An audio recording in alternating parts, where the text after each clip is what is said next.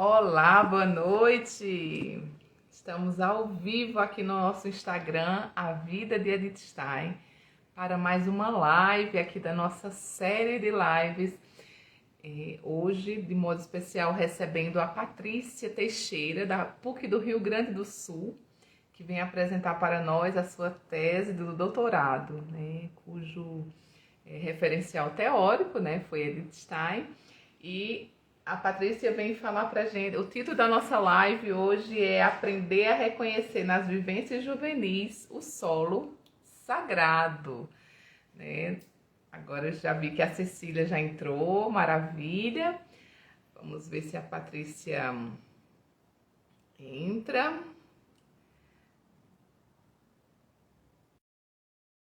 Vamos lá. Tinha aberto uma live e elas disseram que não estava aparecendo. Não, Olá, não Cecília. não estava. Olá, boa noite, tudo bem? Não Bem-vinda. estava como se estivesse ao vivo. Aham. Pois Então, então, mas agora estava deu. acontecendo com a Patrícia também. Vamos ver É, se ela entra. Eu encerrei a anterior para poder abrir novamente, ver se aparece. Então vamos lá, boa noite, minha gente. Vocês que boa estão noite a aqui todos. conosco. A Catarina entrou novamente, muito bem, Catarina, a Suzana, o Leonardo, a A Beatriz, o Beatriz, nossa amiga. Gilberto. Muito bem. Sejam todos bem-vindos. Estamos aguardando a Patrícia chegar, porque ela é nossa convidada especial hoje. A Patrícia fez o doutorado dela na teologia da PUC do Rio Grande do Sul. Boa noite, Silvia. Agora sim, a Patrícia chegou. Muito bem, Patrícia. Devia estar acontecendo algum probleminha que ela não estava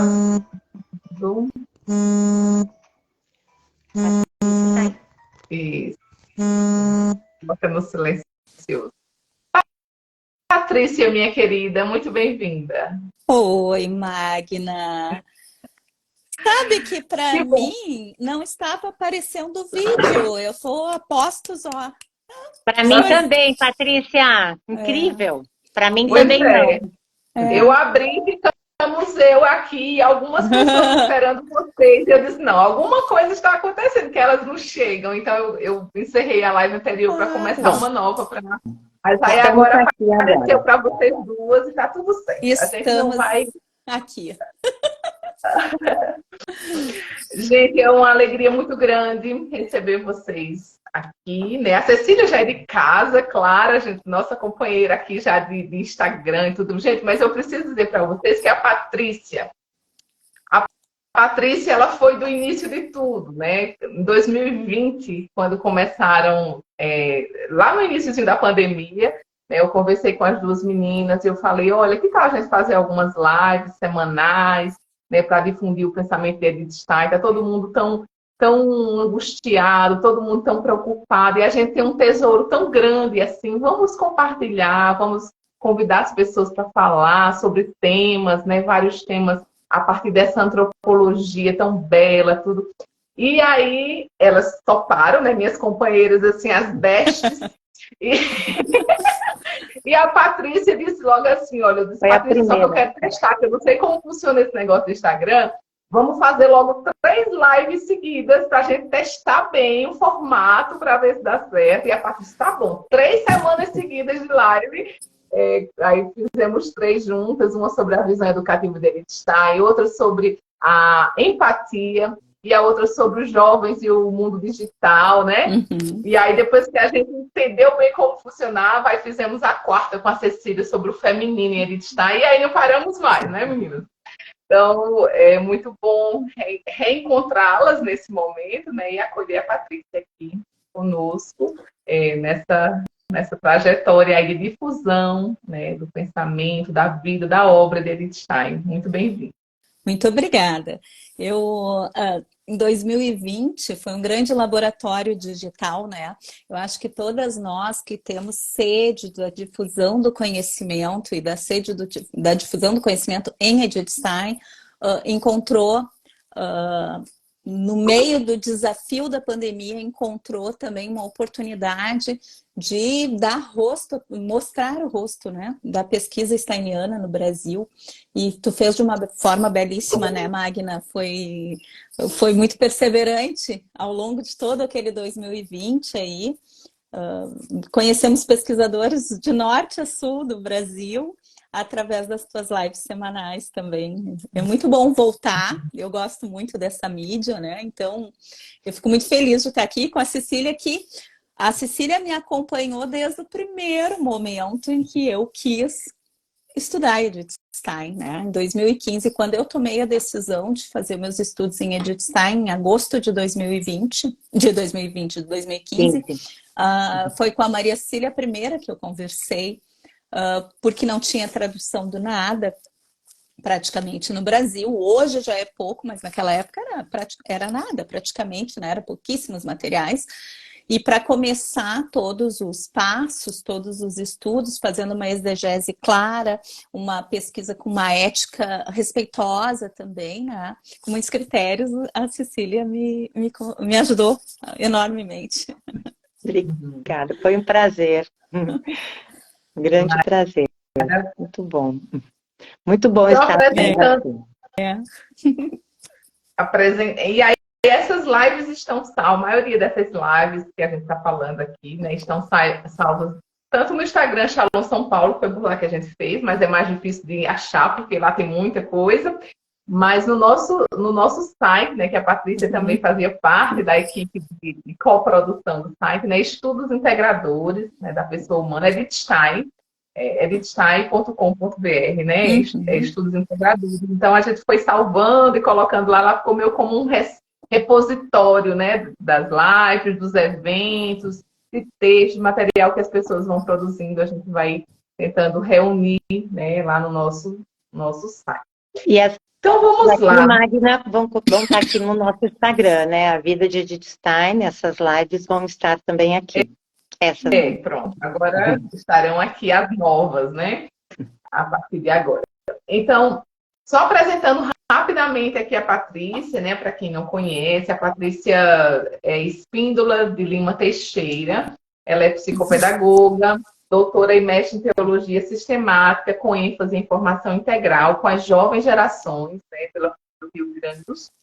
Pós-graduada em filosofia e autoconhecimento, com estudos em empatia, licenciada em pedagogia, também pela PUC do Rio Grande do Sul.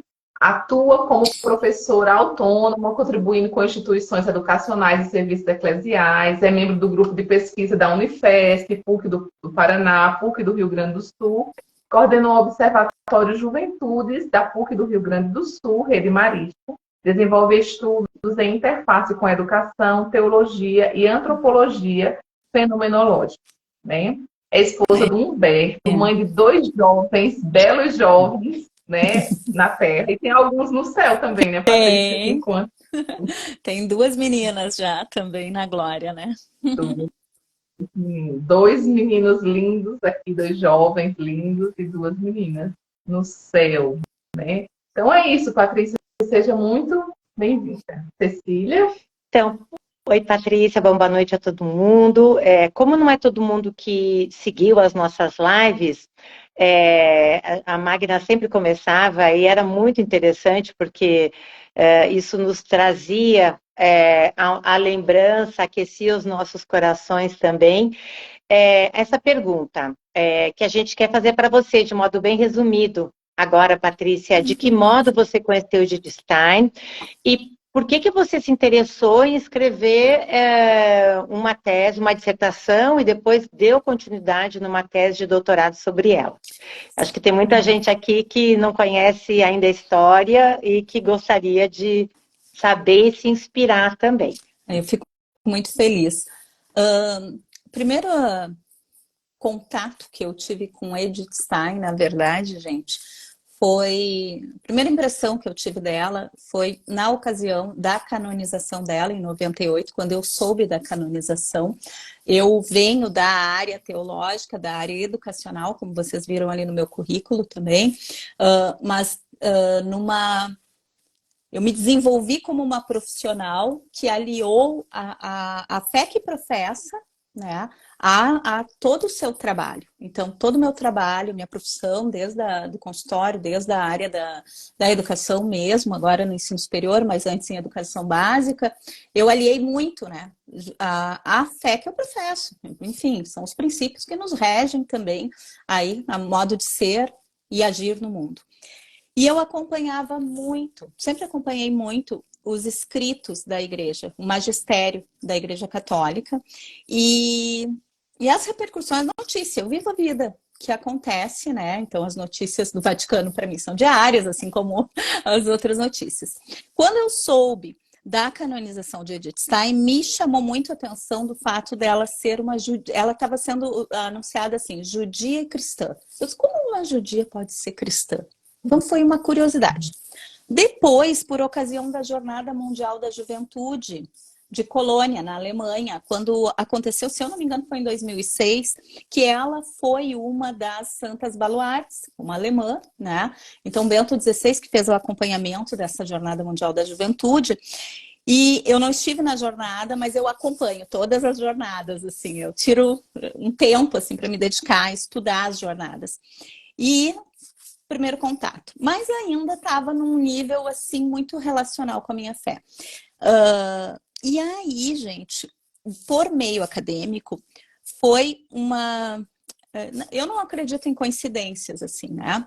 Eu estudava João Paulo II, eu estava estudando antropologia de Carol Wojtyła, na verdade, e com uma outra amiga, a gente tem, né, alguns colegas aqui, e ela compartilhou conosco um folder do simpósio de Belo Horizonte, que aconteceu em 2015. Quando eu peguei a programação daquele simpósio, era Pessoa e Comunidade em Edith Stein, e eu venho estudando antropologia há muitos anos, de modo empírico, depois de modo acadêmico. Eu olhei aquele programa, eu enxerguei os meus estudos naquele programa. Eu disse, eu vou para lá de qualquer jeito, eu tirei férias. Ainda bem que eu tinha direito a férias naquele período. Eu tirei férias e fui para Belo Horizonte sem conhecer nada, nem ninguém.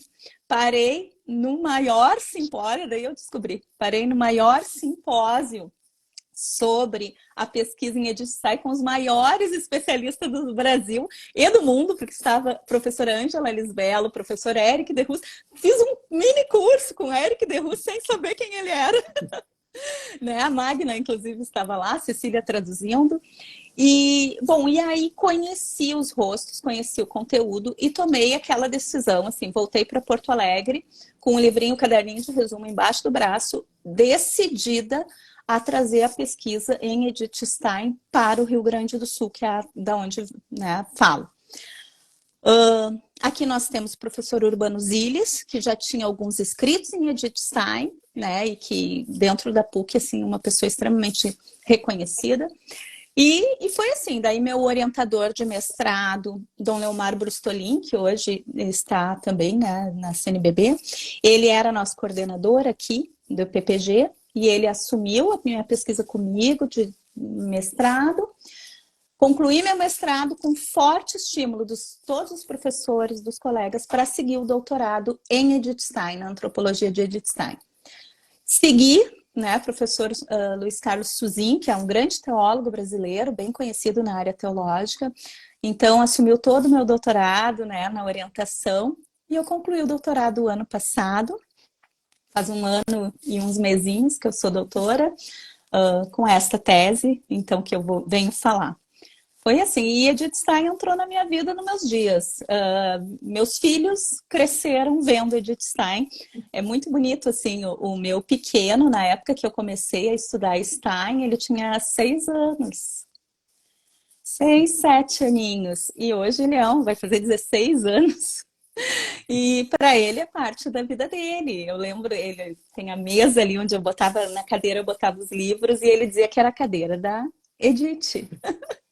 Então, ela se tornou parte da nossa, não só da minha vida de pesquisa, mas da vida familiar, da vida pessoal mesmo. Uma amiga, né? Maravilha, Patrícia.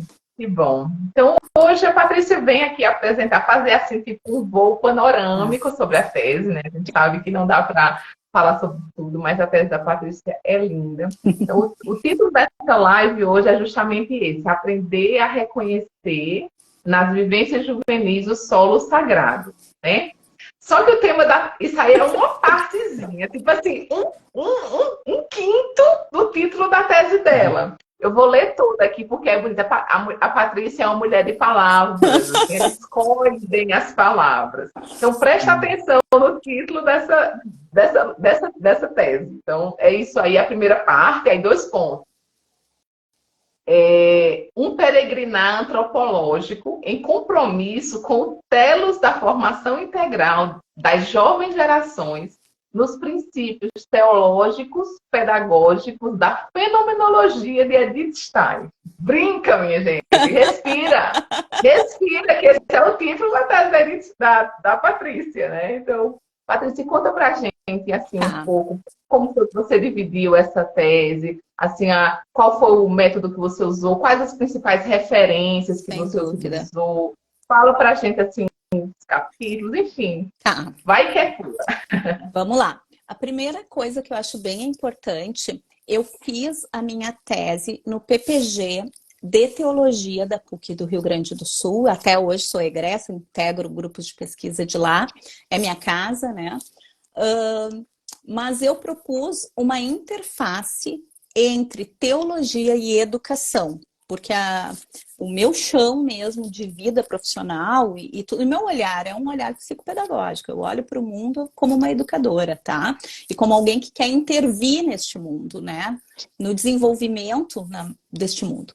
Então, quando vocês olham o título, a primeira coisa que eu quis deixar bem claro é que é uma educadora teóloga. Por isso, a aprendizagem, para mim, é fundamental. A gente aprende a fé, a gente aprende as relações, a gente aprende a ser eu, a gente aprende, né? A gente não é preso em si.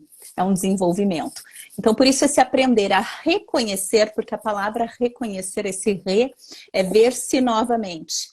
Né? Tem uma ideia de ver-se. Então, nós precisamos aprender a reconhecer, a conhecer novamente, a afinar esse olhar para as vivências juvenis, que as jovens gerações são, não objetos, mas os grandes sujeitos dos meus estudos todos, de um modo geral, né? Reconhecer nessas vivências, e vivência é um conceito steiniano, o conceito de vivência do contínuo, da historicidade, da memória, o contínuo das significações de mundo e das formas com que essas que vão tecendo, né, as motivações. Eu lembro sempre das leis, né? Motivação e causalidade. A causalidade é uma lei psíquica, mais do impulso psíquico, né? Isso do que nos move dentro das causalidades da vida. E a motivação, aquela força, mas uma força interior que vem do núcleo, que ela vai chamar kern, né? O núcleo, alma da alma, aquilo que está mais dentro do espírito humano, né? O espírito enquanto um Geist. Eu gosto muito dessas palavras de Stein, assim. O Geist, né? A força vital, de vontade livre, de conhecimento das coisas, do mundo, das relações das pessoas, né? O espírito consciente, intencional em estar diante de alguém ou diante da vida, enfim, né? Autoconsciente, então consciente de um eu. Veja que autoconsciente é diferente de autoconhecimento, passa pelo autoconhecimento, mas não para no autoconhecimento, né? Te coloca num motor para agir sobre aquilo que tu conhece sobre ti mesmo. Né? Então, essa lei, né, de motivação, isso para mim é muito forte nas vivências. Por isso eu trouxe aqui vivências juvenis, e daí eu falo um pouco dessa... Bom, eu faço um olhar, no primeiro capítulo da minha tese eu situo um pouco o que é essa juventude, um olhar contemporâneo. Eu vou usar ali autores para além de Edith Stein, né? Eu trago que Stein... ela escreveu muito para formadores de juventude do seu tempo. Ela tinha uma preocupação muito grande com os jovens do seu tempo. Ela deixa muito claro no Vida de uma Família Judia, na primeira parte, assim, na introdução, que ela escreve o Vida de uma Família Judia Diferente da intencionalidade do Confissões, por exemplo, de Agostinho, né, que era escrever sobre a sua história, confessando, inclusive, seus erros, os seus equívocos, ou da história de uma alma, que nem Terezinha, né, escreve a história de uma alma contando um fio, vamos pegar o fio de ouro aqui, né, Magna? Um fio de ouro, um fio da sua história espiritual, né? Edith Stein me parece que ela quer fazer uma narrativa histórica mesmo, sabe? Muito preocupada em deixar um legado para essa jovem geração, porque elas se atentem para os perigos que vêm, para as formas que vêm, como o mal ele é capaz de distorcer, pensando que ela está aqui vendo o nazismo se estruturando, né, na Alemanha.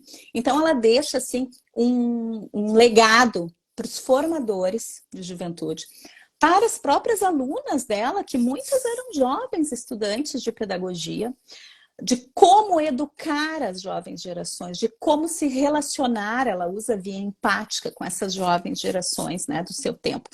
E deixa, para mim, assim, um legado do sentido, mas um sentido, daí agora vamos seguir ali, né? Um sentido, né, que é peregrinar, é caminhar nesse solo sagrado da vida humana. A vida para Edith Stein é um grande grito, né? A gente fala assim de como ela tem sede e ama a vida. E ela passa isso. O quanto nós temos responsabilidades como mães, como mulheres, como familiares, como pais, como educadores, de animar o nosso ânimo de vida, também contagia o ânimo de vida das nossas juventudes, né? A gente impulsiona muito isso, a gente é responsável por essas vidas. E daí aqui também quis trazer algo que eu acho muito interessante, o telos da formação integral. Telos, a ideia de teleologia, isso é finalidade. Por quê? É um porquê, um para quê, né? Melhor falando, um para quê. Então, um peregrinar antropológico, um caminhar na vida, né? Em compromisso, a palavra compromisso remete à aliança, e para mim Edith Stein é uma pessoa de muita aliança filosófica, teológica, judia, cristã, né? A leiga e a consagrada, ela é alguém de muita aliança. Então, por isso, o compromisso aqui, eu quis trazer essa ideia de aliança com este telos, essa finalidade. E na minha tese, o que a gente, quando foi estudar a parte de fundamentação teórica, que telos é esse da formação integral, isso é, do ser humano inteiro, né? É o telos do amor no cristianismo, e ela deixa isso muito claro. É o amor, um amor que passa desde as pessoas divinas, que a gente aí pode remeter à própria a Trindade, né? Quando ela traz essa expressão do ser humano enquanto imagem trinitária, né? Da Trindade, o amor, o amado e o amante, aquele que ama, que ela se utiliza muito de Santo Agostinho, né? De Hipona aqui, no De Trinitate, para desenvolver. Então, é uma formação integral, gente, ok, vamos formar dentro da inteireza, mas para quê? Para ser um autoaperfeiçoamento? Para ser uma pessoa super satisfeita na vida? Olha, também pode acontecer. Mas para que a gente seja, na verdade, dom, sabe? Eu vou usar uma expressão que é muito própria de Karol Wojtyła, mas que Edith Stein usa. O dom de si, isso é, que a gente se comprometa não só com a gente mesmo e com o nosso sucesso e com a nossa felicidade, mas com o outro, com a comunidade em que a gente está inserido, com a sociedade que a gente vive. Então, esse telos do amor aqui, eu adorei escrever esse capítulo, porque é algo que eu acho muito assim, desafiador, mas aplicável. E com juventude, gente, quando eles percebem em nós essa força, eles vêm, viu? Eles vêm, quem tem experiência com jovens já sabe disso, é mais fácil, às vezes, engajar a juventude para algo com sentido e significado do que a vida adulta, que já tem aí tantos seus preconceitos de tantas coisas.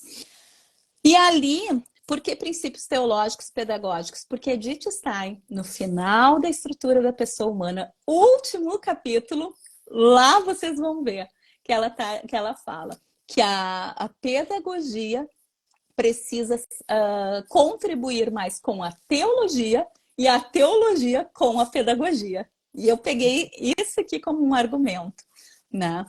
Bom, a fenomenologia de Edith Stein, com certeza, aqui já vem sendo bastante desenvolvido, né?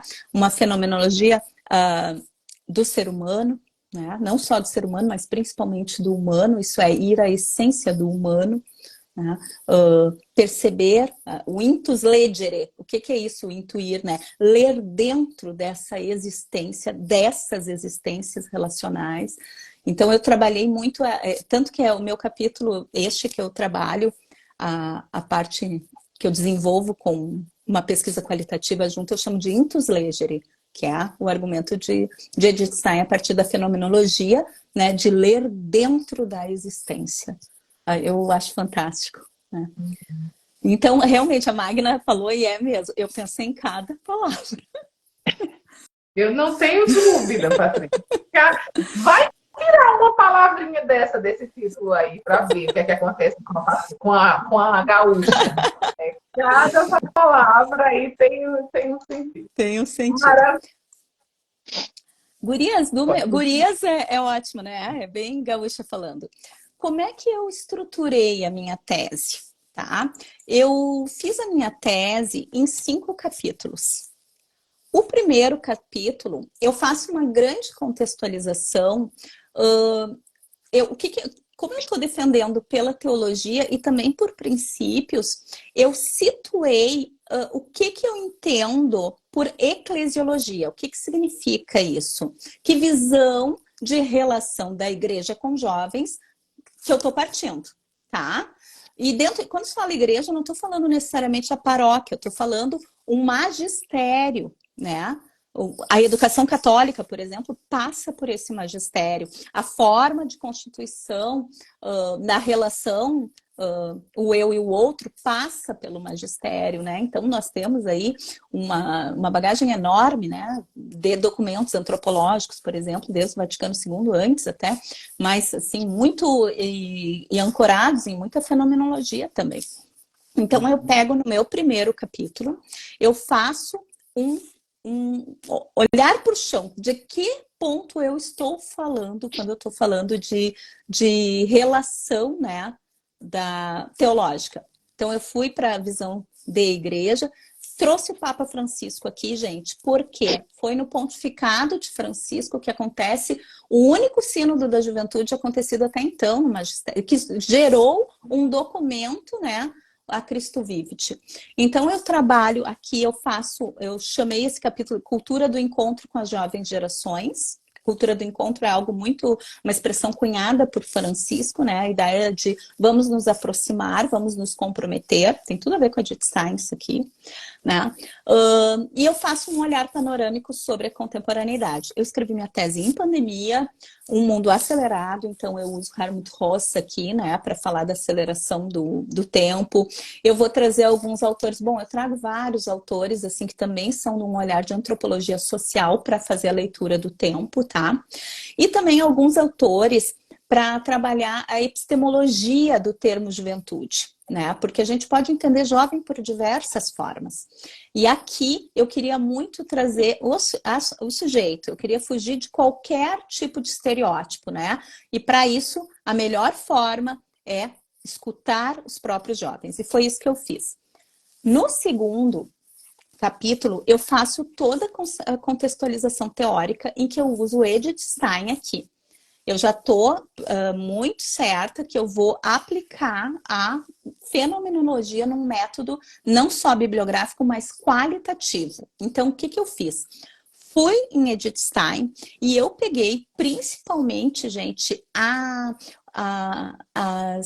as bibliografias de Edith Stein em que aparecem orientações, formações, aulas que ela dirige a educadores ou a jovens, tá? Então, o que eu trabalhei?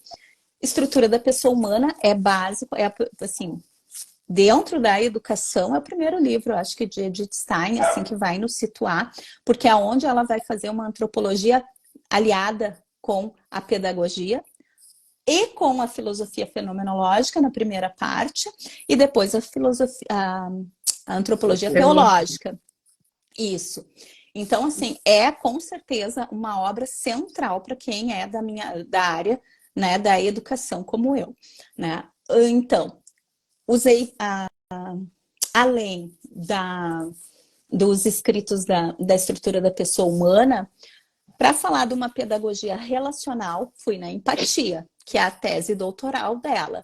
Fui descobrir o que é esse I-feeling, né? Sentir dentro de uma relação, conectar com outro que é fora de mim, mas é semelhante, né, a mim. Isso, para quem é educador, não se faz educação de verdade, né, para além de conceitos, né, mas transformação realmente conjunta com o sujeito sem a empatia, gente. Né? Que não é o sentir no lugar do outro, que não é sentir o pensamento do outro. Não, é sentir o outro. Captar o ânimo, o espírito, a essência deste outro e conectar com ele. E aí, além da antropologia empática, assim, da cidade empática, uma ética. O que eu faço com o que eu capto do outro? Porque eu posso agir para o bem, para o mal, eu posso manipular o outro quando eu sinto alguma coisa, ou eu posso edificar, promover, desenvolver, posso caminhar com, posso ser solidário, enfim. Então, aqui, numa pedagogia relacional, usei empatia. Nos escritos da formação cristã, com as jovens gerações, ela tem 2 textos. Um direcionado aos institutos de vida consagrada, tá? Esses não estão ainda traduzidos, tá? Mas tem na obra completa. Nem a estrutura também. Nem a estrutura. Nem a estrutura terá daqui a pouco. Se tudo der certo. Parece que vai ser o próximo. Aí Se não, Juvenal estava dizendo, se não até novembro de 2023, 2024. Vamos lá. Nossa, já, para mim ele disse que era bem antes, mas vamos ver. Vamos lá. Usei então os 2 textos, Formação das Jovens Gerações, né? Um mais direcionado à formação religiosa, isso é para quem está em discernimento ou se preparando, né, para uma vida religiosa. E tem um outro que não, tem um outro dela que é para educadores que atuam com jovens, tá? E que é esse que eu acho lindo, que ela fala do Statu Vi, né, da vida enquanto Statu Vi, isso é, enquanto percurso, por isso peregrinação lá, né? Como chama esse, Patrícia? Ai, deixa eu pegar aqui o nome. Não é a preleção para as lições, Patrícia? Que está lá no livro da mulher? Não é o da mulher, não é. Eu tenho... Deixa eu pegar aqui. É a arte de educar, a arte materna de educar, algo alguma assim. coisa assim? Deixa eu pegar aqui, só um pouquinho.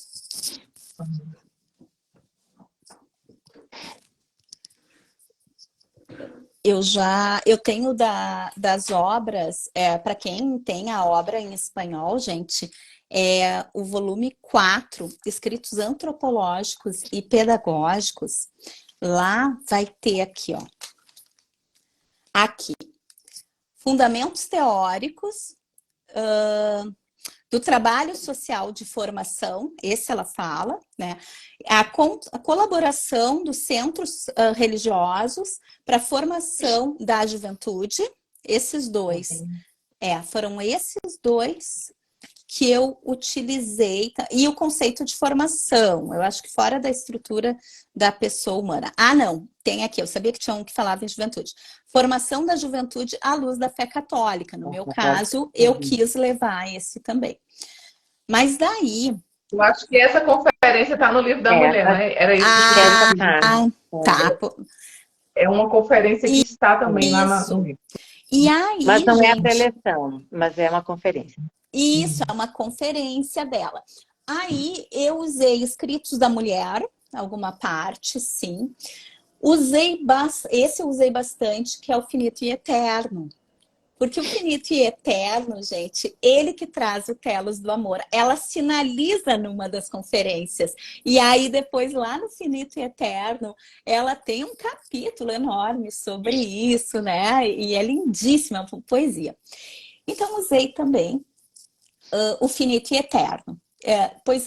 Olha só, dos escritos que eu utilizei, acho que não tem nenhum traduzido ainda no Brasil, tirando o da mulher, né? Que tem a tradução da irmã Jacinta. E o restante eu fui para outras línguas. Mas deu, foi possível sim fazer. Vale lembrar que na minha dissertação eu tinha feito uma grande visão antropológica a partir da estrutura da pessoa humana, onde eu detalho mais, né? Aqui eu recortei realmente para o que ela escreveu para e com juventude, tá bom? Aí que é a grande, eu acho que é o que muita gente se impressionou na minha tese. Eu fiquei muito feliz, porque para mim foi tão inesperado. Gente, era 2020. A gente estava vivendo, nem sabia como é que seria o amanhã, né? A gente não tinha vacina, não tinha. Sabia nem se ia ficar Não ia nem vivo. se ia ficar Sabia. Com vivo. certeza. Eu peguei essa tese como uma filha para cuidar. Eu disse, eu vou cuidar da minha filha, dos meus filhos, vou cuidar Eu tinha que cuidar da família, não era? Todos nós tínhamos que ser responsáveis. Eu fiz muito isso. Então, eu me dediquei, assim, a fazer da minha tese um movimento de vida. Na real, foi isso, sabe? De cuidar, até para mim mesmo, ter um lugar para eu ocupar minha mente e tal. Eu aproveitei. Então, o que eu fiz? Além do estudo bibliográfico analítico, que é um método, né, que eu uso na parte de fundamentação, eu fui para um método qualitativo aplicado. O que significa isso? Eu quis ver se a fenomenologia realmente era um método capaz de edificar, de construir, né, uma pesquisa, de potencializar uma pesquisa com jovens. Assim como Stein fala, e assim como a gente tem na pesquisa social, né, muito comum o uso do método fenomenológico, mas eu quis experimentar em mim, enquanto pesquisadora. Então, eu construí uma metodologia. Eu teci uma metodologia unindo uma coleta qualitativa com entrevistas narrativas, que é dessa autora aqui, Gabriele Rosenthal. Eu trabalhei com o livro dela, História de Vida Vivenciada. Ela parte do conceito de vivências. E a Gabriele, ela é alemã. Então, ela conhece bem os princípios fenomenológicos. E ela tem todo um método fantástico, assim, que parte da fenomenologia, tanto em coleta quanto análise. Eu utilizei, gente, daí o método de coleta da Gabriele, que é histórias narrativas. Como é que era isso? E eu amei fazer isso. Eu escolhi 7 entrevistados, 7 participantes, e 7 para mim é um número muito importante dentro da teologia. O 7 ele fala da plenitude, né? Ele remete à plenitude. Então eu quis muito usar o número 7. Eu convidei 7 pessoas que eu não conhecia, daí foi muito interessante, né? Que eu já tinha ouvido falar, que alguma vez eu tinha dado alguma aula e tinha se destacado em alguma coisa. 7 pessoas que 4 jovens em idade juvenil, aqui no Brasil é de 15 a 29 anos por legislação, né? Mas também 3 que já eram adultos jovens, que tinham passado da vida juvenil. Por quê? Qual era a minha grande questão? Eu queria escutar as vivências deles, observar, mas principalmente escutar as vivências deles, para perceber qual foi o momento, o que constituiu a formação humana e cristã deles, a ponto de eles tomarem a decisão por aderir uma fé, uma religiosidade católica, que foi, né? Então, a minha pergunta-chave era essa, assim, sabe?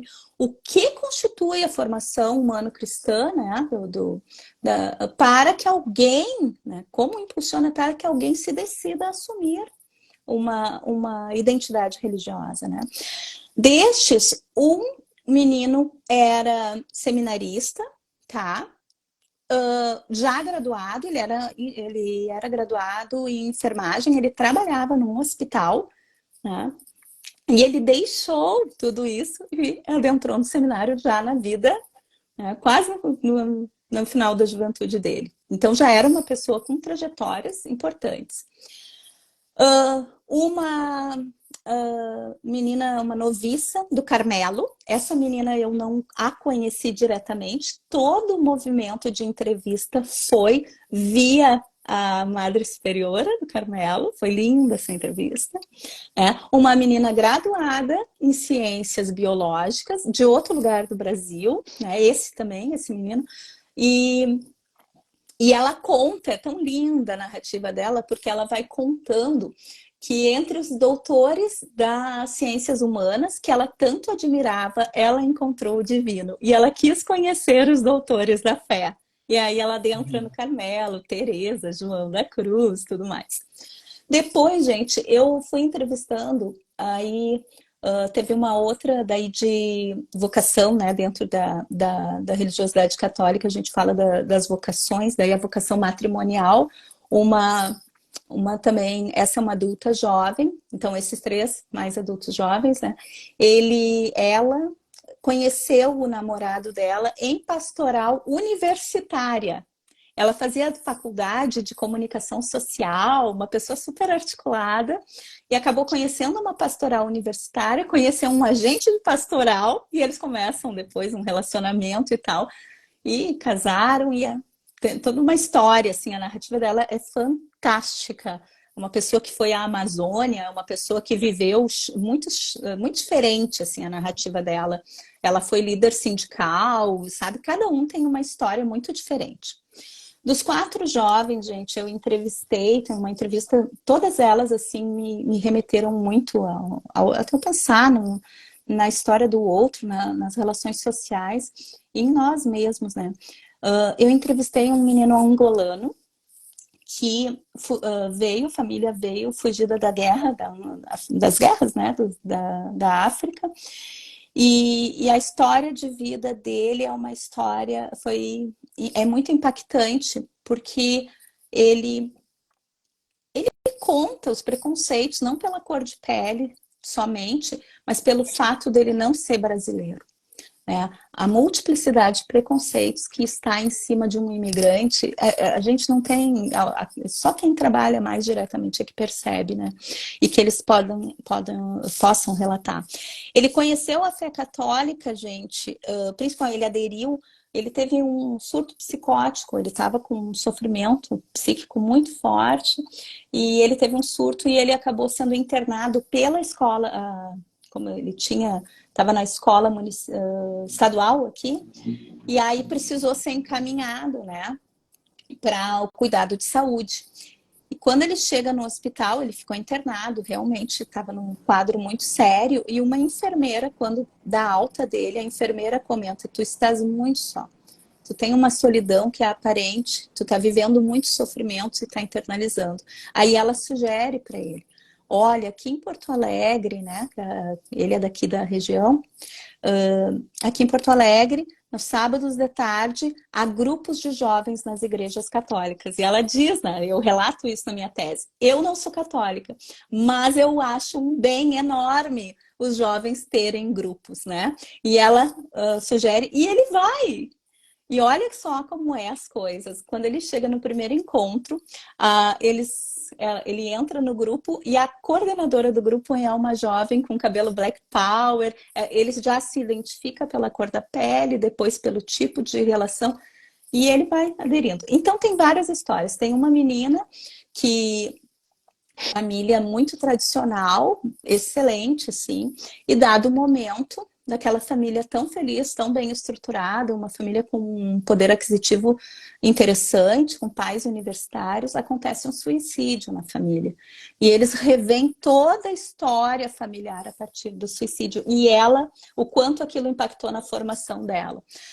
Então tem vários, bom, eu entrevistei um rapaz que é um dos primeiros evangelizadores digitais, ele se chama assim, né, um evangelizador digital do Brasil, assim, nos inícios ainda da era digital ali, quando começa lá 2010, 2011, 2013, dá um boom, e, nossa, o canal dele é assim, né, 200k, sabe, aquelas coisas enormes, e eu consegui uma entrevista com ele, fantástico. E um outro rapaz que foi no sínodo, da juventude. E aí ele relata toda a formação dele, como ele foi parar no sínodo. E ele contribuiu na redação, inclusive, do documento pré-sinodal, que depois se transforma no instrumento Labores. Esse movimento de coleta, gente, como é que era? Eu tinha que ficar em silêncio. Eu lançava a pergunta, conte-me a sua história, eu sou Patrícia, eu faço assim, assim, assim, topa, né, e tal. Passamos por todos os quesitos éticos de pesquisa, e eles me contavam. Então, tinha gente assim, que era 20 minutos, e tinha gente que era quase 3 horas. Porque, olha que legal, olha como é fenomenológico, o tempo é do outro. A escuta é totalmente intencional e suspensiva e voltada para o outro. Eu colho o intus legere aqui, né? Eu colho o que eu leio dentro das vivências e vou quase que movimentos epifânicos. Eu lembro muito do Eric de Rus, né? Que é um livro que eu super indico para quem é educador, né? O Gesto Proximal, Educação em Edith Stein, Gesto Proximal entre Natureza e Graça. Ele fala disso, né? Que a fenomenologia ela vai aparecendo quase como uma epifania, isso é, como luzes que acendem assim, o fenômeno vai se revelando e tu vai se voltando. Então eu fiz esse movimento de ver essas luzes de história em tudo que aparecia e fui reconstruindo a história dos meus participantes de pesquisa. Então, uma coleta bem assim, foi totalmente epoquê mesmo. Tive que fazer um movimento assim, muito importante.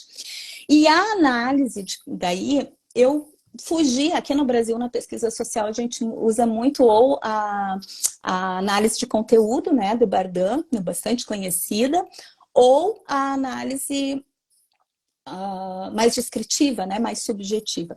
E eu acabei procurando uma análise fenomenológica. Então, encontrei a análise textual discursiva, que é de um falecido professor nosso da PUC, o Roque Moraes, e trabalhei a análise também com método fenomenológico. Gente, é um garimpo. É tu pegar essas luzes no texto, daí que já estava o material transcrito, e assim, ó, organizando, vai juntando, né, as semelhanças, vai construindo os caminhos, vai cruzando as categorias que a gente chama de análise e vai construindo com isso, né, uma nova tese, é de fato uma tese, entende? A gente chama de metatextos, né? O que está além do texto. É uma reconstrução e uma construção. E aí sim, e aí fechei com os resultados todos, dentro do que Edith Stein falava, dentro da aplicação fenomenológica em coleta e análise, e a partir do que os participantes traziam. Juntei tudo e fiz o cruzamento que gerou, né, os resultados, 12 resultados. Então, no final eu chamo análise categórica dos dados, né, onde tem 2 capítulos, assim, um é vivências juvenis e a formação do si mesmo, que isso ficou muito claro para mim, o quanto essa formação, quanto está imbuído nessa formação do si mesmo. Fiz um outro, prioridades na formação humana e cristã das jovens gerações, captando o que Stein trazia, o que eles traziam também, cruzando, e aí também o que o Papa Francisco trazia. E, por fim, 12 pontos. O compromisso em formar a pessoa jovem, porque a gente fala pessoa, mas para mim daí eu recortei nessa, não só nessa faixa etária, né, mas assim, nessas vivências, tá? Juvenis, que todos nós aqui vamos lembrar das nossas vivências juvenis também, fazemos memória, atualizamos essas vivências, né? E, bom, assim, foi bem sintético aqui, né, o que eu construí. Patrícia, Maravilha. posso Fala. só fazer uma... Patrícia, Pode. você está em projeto para publicar? Eu acho que tem muita gente interessada aí em ler isso, né? Sim. Muito, muito bacana, assim, todos esses recortes, né? Acho que você motivou muito a gente. Onde a gente pode ter acesso a Tá. esse texto? O meu texto, ele já está disponível pela biblioteca da PUC, tá? Ele está online. Se vocês entram no banco de teses da PUC, já tem lá a autora Patrícia Espíndola de Lima Teixeira, vocês vão ter acesso tanto à minha dissertação quanto à minha tese. Se PUC do Rio joga no Grande Google, do Sul, né? PUC do Rio Rio Grande do Grande do Sul. Sul. E se vocês escrevem o meu nome, Patrícia Espíndola de Lima Teixeira, Edith Stein, no Google acadêmico, vocês vão ver que já está lá a tese, tá todos os textos que eu escrevi já de Stein lá. No Google acadêmico também bem fácil. Em relação à publicação, sim, tá? O meu texto, ele já está, né, preparado para publicação. A minha tese, gente, eu fui orientada, na verdade, por editor, para dividi-la. Isso é muito comum, né? E para adequar a linguagem também para que que fique mais acessível à população. Então, eu dividi ela, tem uma parte que já está em avaliação de editora, tá? Que é a parte mais dos resultados, vamos dizer, né? É a parte da pesquisa qualitativa, das vivências, do que trouxe, dos resultados. E a parte do conteúdo, da fundamentação de Edith Stein, eu ainda estou organizando, porque como eu sei que vai sair em breve os escritos da mulher com a tradução a partir da leitura crítica, né, da Esga, e também sei que vai sair a estrutura da pessoa humana em breve, é uma opção minha, eu não precisava fazer isso, mas eu quero estar segura com a tradução da nossa língua para eu fazer uma nova revisão. Mas está prontinho assim também em breve. Assim que sair, eu já quero. Eu não tenho pressa, eu quero fazer bem feito. Que bom, que bom. Eu não sei se a Patrícia falou, eu não sei se eu me distraí um pouco aqui, mas a tese dela também está no link da bio do Instagram dela. Você falou isso? Não falei. Então, no Instagram da Patrícia está lá, tem o link da tese dela, então é muito fácil acessar. Estou com a minha aberta aqui, abrindo o computador, né? Dá para abrir pelo Instagram e baixar lá. Então, a tese completa está lá, né? Aqui a gente fez esse, como eu disse, assim, aquele voo bem panorâmico, assim, por cima. Tem muita coisa, né? São mais de 200 páginas de tese. Patrícia, tem a expressão que você usa, inclusive, no título, e para mim é uma expressão muito cara também, né? Que remonta ao Êxodo, essa expressão do tirar as sandálias dos pés, né? Você usa no capítulo 4, né? Isso. Tira as sandálias dos teus pés, no sagrado solo das vivências em primeira pessoa, né? Fala pra gente um pouquinho por que você escolhe esse texto, o que é que isso tem a ver com Edith Stein, com a juventude? Tem esse foi um capítulo que eu pensei muito se eu ia colocar ou não. Isso foi uma decisão bem autoral, assim, né?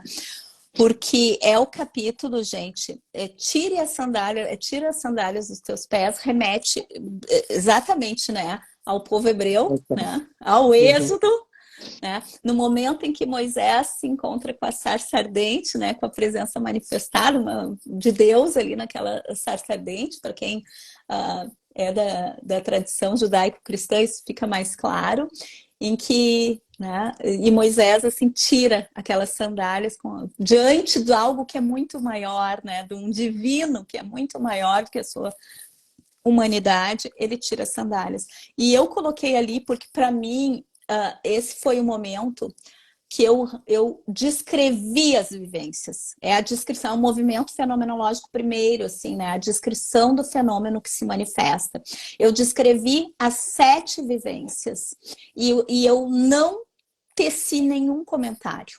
Eu quis que o leitor, nem que fosse só os professores da banca, eles fizessem a experiência que eu fiz, que é escutar o outro, pelo outro, não com a minha intervenção. Então, é um convite, assim, tira as sandálias dos teus pés, é bem isso, né?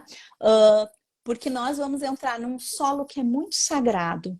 Esse solo, o humus, né? O humano vem... É a vivência do outro, que é a vivência, né? do outro. E assim, esse humus, né? O humano vem de humus, então o solo aqui está muito ligado, gente, também à questão da primazia de Deus sobre o humano, né? Desse humus que é gerado de um coração, né, maior que o nosso. Então, no sagrado solo, e aí da vivência do outro. E esse outro é um outro jovem. E para mim, gente, quando a gente fala das jovens gerações em infância, adolescência, juventude, nós não estamos falando só da primícia, nós estamos falando de uma sacralidade de esperança, né? De investimento. Sabe, eu olho para as jovens gerações com um respeito, assim, sabe? É uma responsabilidade, um respeito, é um compromisso mesmo. Então, por isso, eu quis provocar isso neste capítulo. É um capítulo, assim, na minha banca, uma das professoras falou que chorou no capítulo.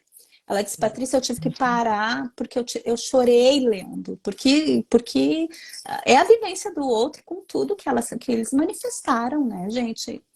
E das alegrias, das dúvidas, das suas peregrinações, das condições de morte, das angústias, né, das violências sofridas. Então, Patrícia, desculpa só por te interromper. E é interessante, eu estava relembrando aqui do texto da empatia, né? Como Edith Stein nos ajuda a entender que, assim, é a vivência do outro narrada, né? Então, ela é narrada, então ela é refletida, é uma vivência consciente, não é simplesmente aquilo que ele... Mas é aquilo que ele armazenou na memória e aquilo que ele está passando para uma outra, para alguém que está escutando, né? Então, tem uma relação empática extremamente profunda aí, né? Especialmente se quem está escutando está com uma escuta atenta, né? Com uma escuta ativa, né? Como você se propôs a fazer, né? Então, realmente, acho que é um solo duplamente sagrado, a gente pode dizer, né? Empaticamente sagrado também, porque ele foi construído nessa relação, né? Nessa relação do eu com a sua própria memória, né? Com a sua própria memória e depois dele com a sua escuta, né? Com a sua escuta. E isso é bem fenomenológico, né? Porque tu entra na intersubjetividade. Sim. É a subjetividade do outro que ele revela a ti, que está também com a tua subjetividade em conexão, em inter-relação. É o capítulo que, para mim, eu brinco assim, não, parou tudo agora, que agora a gente vai... Bem isso, pisar em vivências sagradas. Depois a gente volta a analisar tudo. Mas agora a gente respeita o que vem, né? A epifania que é manifestada. Muito lindo. Muito bonito, Patrícia. E é belo ver, né? Eu disse também que essa palavra me toca muito, porque essa experiência de... Eu não sei a explicação assim teológica para isso, mas sempre quando fala assim, tira as sandálias dos pés, para mim assim, ó, toca aquilo que é mais concreto, né? Te deixa, te desarma, né? Te quebra as resistências para você estar diante do mistério, né? E belo também ver a tua trajetória, né? Que te coloca muito com os pés no chão, né? Mas também com esse olhar para a eternidade, né? É isso que a Edith Stein também nos ensina, né? Por isso esse encontro tão belo, né, de Edith Stein contigo, com a tua pessoa também, o mistério que és tu, né? Porque você também é essa pessoa pé no chão e olhos para a eternidade, né? Então, eu fico feliz em saber também que a tua própria vida, a tua família também foi construída primeiro na eternidade, né? E depois, né, a gente começou falando das tuas filhas, gurias. Das tuas gurias lá. Então, é belo ver um trabalho construído assim a várias mãos, mas com suor, com lágrima, com esforço, né? Com vida, né? Não é só apenas livros, né? Se é que é possível fazer uma coisa só de livros, mas a tua vivência está ali muito, muito encarnada, né? Então, dá gosto de apresentar aqui tua pesquisa e deixar ela cada vez mais pública, né? Para que as pessoas possam ter acesso, os pesquisadores que têm interesse nessa interface de pedagogia com antropologia, com filosofia, enfim, que o pensamento de Edith Stein nos permite. Então, parabéns, Patrícia, pelo seu trabalho. Fiquei muito feliz também em poder assistir ao vivo assim, a tua defesa. Foi belíssima. Né? Assim, um orgulho mesmo de alguma forma ter acompanhado assim de longe o teu processo, né, de gestação dessa tese, a Cecília também, né, e a gente fica feliz de ver esse filho parido assim ao mundo, né? E é Então, que muitas pessoas interessante, possam ter Magna, acesso. também que nós nos conhecemos juntas, né? É. Ao mesmo E tempo, nós três no curso do Eric Derrus, que era para o Juvenal traduzir, ele teve uma questão que ele não pôde, dele me pegou no corredor, você pode traduzir? Eu falei, vamos lá, né? Vamos lá. Estamos aqui para isso. E foi maravilhoso, e depois dessa amizade que a gente acabou fazendo com ele, né? E aí, queria que a Patrícia aproveitasse também para falar. Não sei se é o momento agora, Uhum. Magna, mas me sim, ocorreu. já vamos fazer esse Sim, convite para o final do ano, né? Porque o O Eric mesmo Derrus vai congresso estar. que a gente se É, isso conheceu, mesmo. né? A Aham. Patrícia que agora está sediando lá na PUC do Rio Grande do Sul, está sendo uma das organizadoras, e o Eric Derrus estará lá. Então, convida aí para a gente, fala aí para a gente desse simpósio que nós estaremos lá, se Deus quiser, todos de modo Com presencial. vai ser certeza. bem lindo, né? Gente, sim. Bom, aqui na nossa universidade, a gente vinha fazendo alguns encontros, assim, né? Sobre a fenomenologia de Edith Stein, voltada bastante também o diálogo com a teologia. Nós temos a filosofia e a teologia aqui na nossa Escola de Humanidades muito interligadas. E Edith Stein muito benquista aqui na nossa universidade. E a gente vinha fazendo alguns encontros, na pandemia a gente fez um encontro digital, sempre assim com uma adesão interessante. Mas esse simpósio foi um convite, nossa, é honroso para nós, né, da PUC do Rio Grande do Sul, porque esse simpósio que vai ter em novembro, anota ali, 22 a 24 de novembro de 2013, na cidade de Porto Alegre, 2023. de 2023, errei? Você falou 2013. Não, olha, vamos de novo. 22 a 24 de novembro de 2023, né? Aqui na PUC do Rio Grande do Sul, nós vamos ter o 6º simpósio internacional em Edith Stein. Esse simpósio, gente, para quem está conhecendo hoje, ele é de uma grande comunidade científica nível nacional, é uma comunidade científica mesmo em nível nacional, que é coordenado, né, pelo professor Moisés Farias, que é lá do Ceará, né, também pelo professor Juvenal Savian Filho, ali de São Paulo, né, da Unifesp, e o professor Miguel Mafur, de Minas Gerais, né, da Universidade Federal de Minas. Os três, eles vêm junto com equipes, né, maiores também de organização, de muitas parcerias, vem ao longo da história da pesquisa no Brasil, bianualmente construindo e oportunizando, vamos dizer assim, os simpósios da comunidade científica brasileira. Já aconteceu em diversas regiões do país, mas ainda não tinha acontecido na região sul. E foi aí, então, vendo a região sul, fizeram convite à PUC do Rio Grande do Sul, que cedia, então, este ano, o 6º Simpósio Internacional. Qual vai ser a temática? Pessoa, comunidade, sociedade e Estado. Vai ser trabalhado de modo interdisciplinar, gente, a dimensão relacional da fenomenologia de Edith Stein. Vamos ver via da educação, via da psicologia, filosofia, da teologia, do direito, das ciências sociais, toda essa capacidade, a dimensão mesmo relacional do ser humano. Tá bem?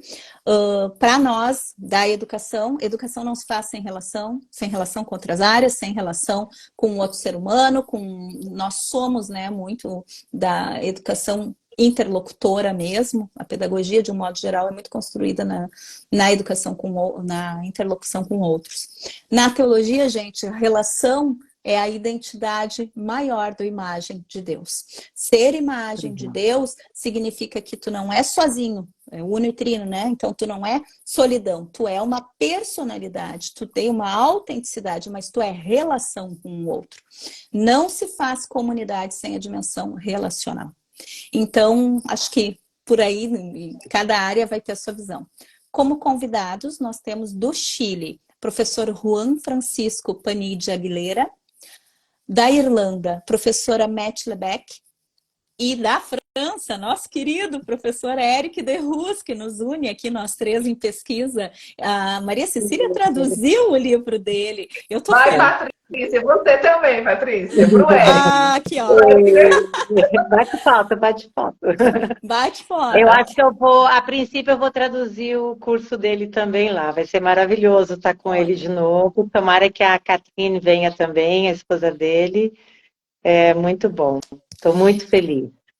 E assim, em breve vai estar o site, tá, gente? Hoje ainda fizemos mais as últimas correções, mas pensem que, assim, além das conferências, várias mesas redondas, já tínhamos confirmado quase 20 conferencistas em mesas redondas, pensa, um grande congresso mesmo, simpósio.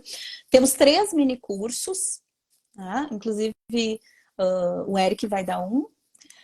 E vamos ter comunicações, nós vamos poder submeter trabalhos, nossas pesquisas, discutir entre pares, né, e fazer crescer ainda mais a nossa pesquisa, expandir, né, que grande ela já é, eu digo, ela tem que expandir a nossa pesquisa em Edith Stein, não só no Brasil, né, mas na nossa América Latina. E fique atento no nosso Instagram, né, Magna? E a gente vai colocar sempre, tudo, assim que sair o site, a gente vai colocar tudo no Instagram, depois também no site de Stein, a gente vai também disponibilizar para as pessoas terem esses links. Uhum.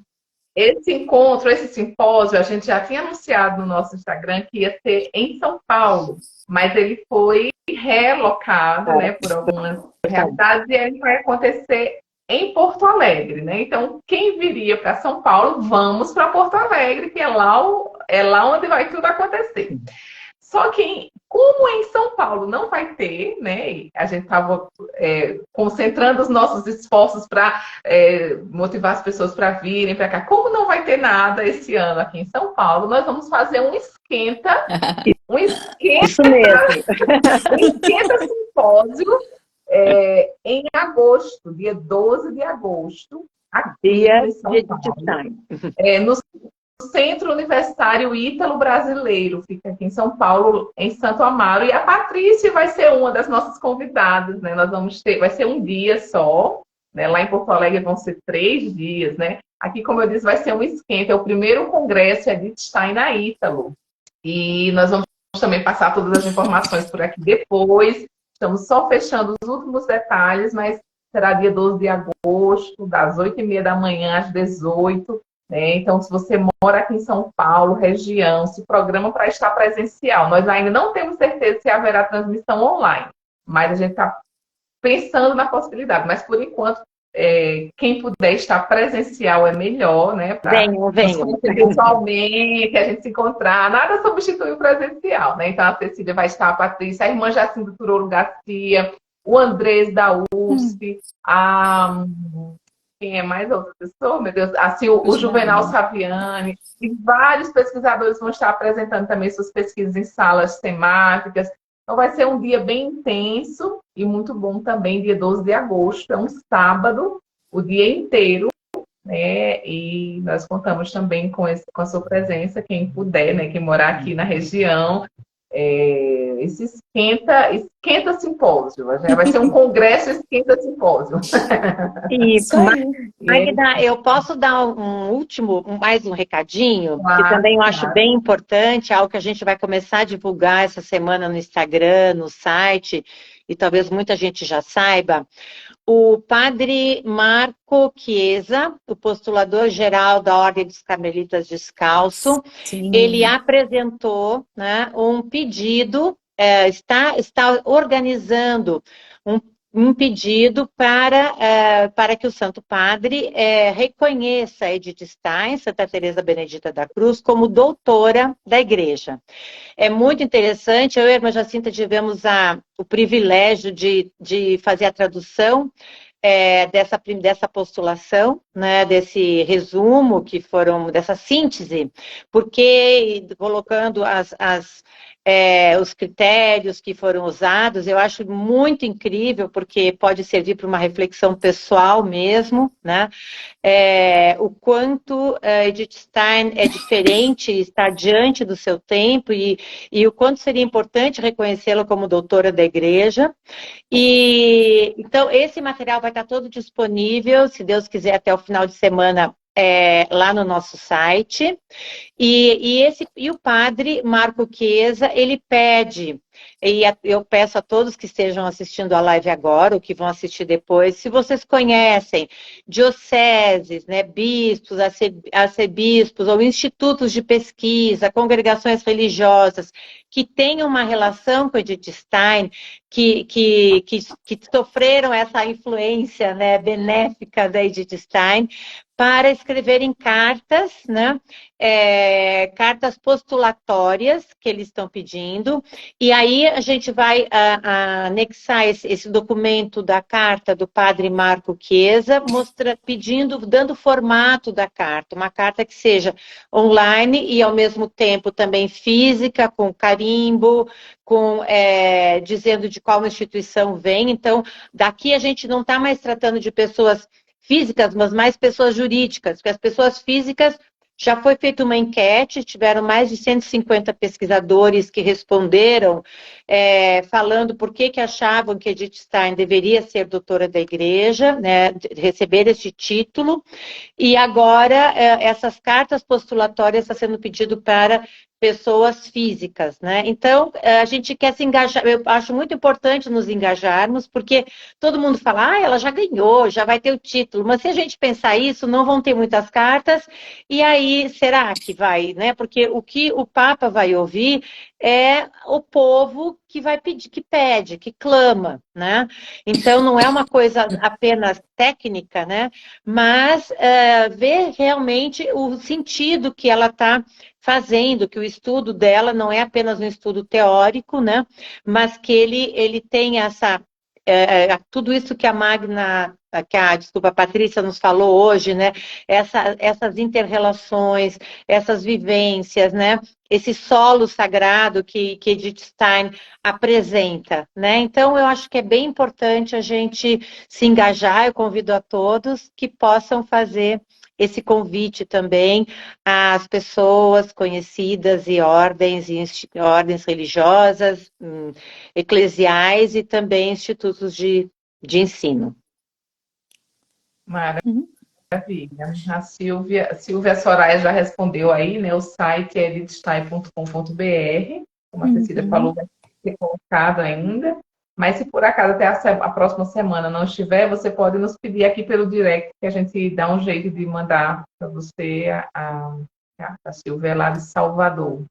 É isso. Tem uma pergunta. Gente, deixa eu só responder essa pergunta. Eu sempre fico... Eu lembro quando eu era pesquisadora, qualquer informação que me vinha, eu sou ainda, mas quando eu estava na escrita da dissertação e da tese, qualquer informação é ouro, né? No nosso grupo lá com o Juvenal, ela fala, eu tenho uma pergunta. Então, aqui tem uma pergunta, eu não gosto de deixar sem resposta por causa disso, né? Eu lembro muito da minha experiência. Estou fazendo uma monografia sobre a estrutura fundamental da pessoa humana. Corpo, alma e espírito. Daí aqui alma psíquica, alma espiritual, tá? Vai ser bem importante tu ver a exegese desses termos em alemão, tá bom? Na visão de Edith Stein. Vocês teriam alguma sugestão de leitura ou mesmo um caminho interessante? Primeiro, estrutura da pessoa humana. Né? Não vai ter ainda em português, se for esse ano, mas a gente tem boas traduções em italiano, em espanhol também, não é? Em inglês, se eu não me engano, tem também, tá? Mas eu ia dizer, mas nós temos excelentes comentadores desta obra no Brasil. Irmã Adaíris Berga tem um livro fantástico, gente, pela Paulus, que é a formação, a formação da pessoa, que é a formação da pessoa humana, que é assim é a tese dela doutoral, né? Então é uma síntese da estrutura da pessoa humana, tá? E agora ela tem também um outro que faz a tríade ali, pega a empatia, pega a Ciências do Espírito, que é um outro livro bem fenomenológico de Stein, e também a estrutura da pessoa humana, e ela pega os termos, e eu sugiro assim, Começa, de repente, com a Esberga, com a bibliografia de Esberga, vai para Stein, né? E tem o livro da Magna também, que eu acho muito interessante. A Magna, ela escreve Stein para educadores, que talvez, assim, para quem quer conhecer, quer fazer primeira experiência com o conteúdo steiniano, a Magna, ela tem uma... Não é porque ela está aqui, mas ela tem algo muito interessante. Ela pega na mão a pessoa, a impressão que eu tenho assim, tu pegou na mão, Magna, a pessoa, contou a história e já o desenvolvimento ali, né, de um jeito muito pedagógico, mesmo muito didático, tu faz uma imersão muito legal para quem não conhece. Eu sugiro, assim, sabe? Porque daí a gente vai se ambientando com os termos, né? Bom, teria vários outros aqui que poderia falar, daí eu também teria que ver qual era a tua área, né? Dentro da área da filosofia, com certeza, Juvenal, né? Tem excelentes livros, assim, vai falar muito sobre isso, e tem tantos outros, né? E dentro da área da educação mesmo, o Éric de Rus. O Éric de Rus. Éric de Rus, para quem é educador, gente, assim, é bibliografia básica. A Tá? visão A educativa visão de Edith Stein, aproximações a um gesto antropológico integral. Ele visita a obra dela inteira, assim, naquele livro. É impressionante. Muito ele incrível. cita praticamente tudo. Assim, e Patrícia, e também se é que aqui é Schustafus, né? Eu não sei não dá para saber direito o nome. Mas se quiser também uma introdução, um panorama bem geral da história da filosofia e um contexto da fenomenologia, e aí Rússia de Stein, tem um curso introdutório meu, que está no YouTube, gratuito, né, que é a Introdução à Fenomenologia de Husserl e Edith Stein, que também pode ser um apoio, assim, para um primeiro degustar, né, e entender um pouco. Foi um curso que foi feito pensando para quem era da educação, da psicologia, que ainda que não tinha, não estava habituado com as categorias filosóficas e com a história da filosofia, então foi algo, assim, bem básico assim mesmo, né? Mas o intuito era esse, de ajudar e aí fala um pouco também da estrutura da pessoa e tudo, das categorias. Lembrei do Alfieri. A gente já passou bem da hora, só porque a gente não gosta de conversar. Quer ensinar todo mundo. Mas fala. Não, ia dizer do Alfieri também. Esse livrinho aqui foi traduzido também, o Clio ajudou, né? A Cecília também tem uma contribuição. A Clio compilou todos os... Gente, foi esse livro aqui por ela. É uma riqueza. Francesco Alfieri, Pessoa Humana e Singularidade em Edith Stein, ele é mais filosófico, mas ele tem um glossário no final que tem essas exegeses assim, de termos alemães. Eu sempre recomendo assim, para quem quer estudar mais a estrutura da pessoa humana, esse é um excelente livro. O nome, Patrícia, repete, você não mostrou a capa. Pessoa Humana e Singularidade. Pela perspectiva, né? Editora Perspectiva. E tem vários, né? A Suzana Carneiro, que tem a formação humana, né? A partir de contexto de violência. A Suzana tem um trabalho lindo, onde ela explica bem também essas dimensões, tá? Corpo, alma psíquica e alma espiritual, tá? Nessa integridade.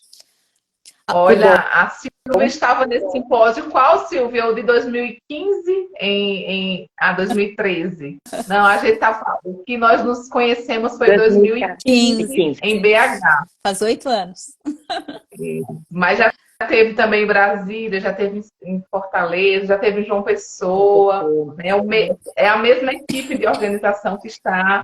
E agora a Patrícia se integrou nessa organização para potencializar ainda mais, né? Então, muito obrigada a vocês também, viu, pela atenção de vocês aqui conosco, os que permaneceram, os que entraram e precisaram sair, os que vão assistir depois, né? Mas é sempre uma alegria compartilhar, né, esse conhecimento sobre Edith Stein. Nos sigam aqui. Você ainda não nos segue aqui na Vida de Edith Stein, nos siga, que a gente sempre tem coisas, sempre tem novidades aqui. Mais uma vez, Patrícia, obrigada. Obrigada, Cecília, pela parceria. Obrigada. Muito, Sigamos. muito bom estarmos juntas. Muito bom. Tchau, gente. Nos vemos Prazer. Tchau, Obrigada. hoje, se obrigada. Deus Com quiser, né? certeza. Certamente. Até lá. Tchau, tchau, gente. Boa Tchau, noite. Boa noite, obrigada. Boa pessoal. noite. Bom descanso para vocês todos. Boa noite. Boa noite.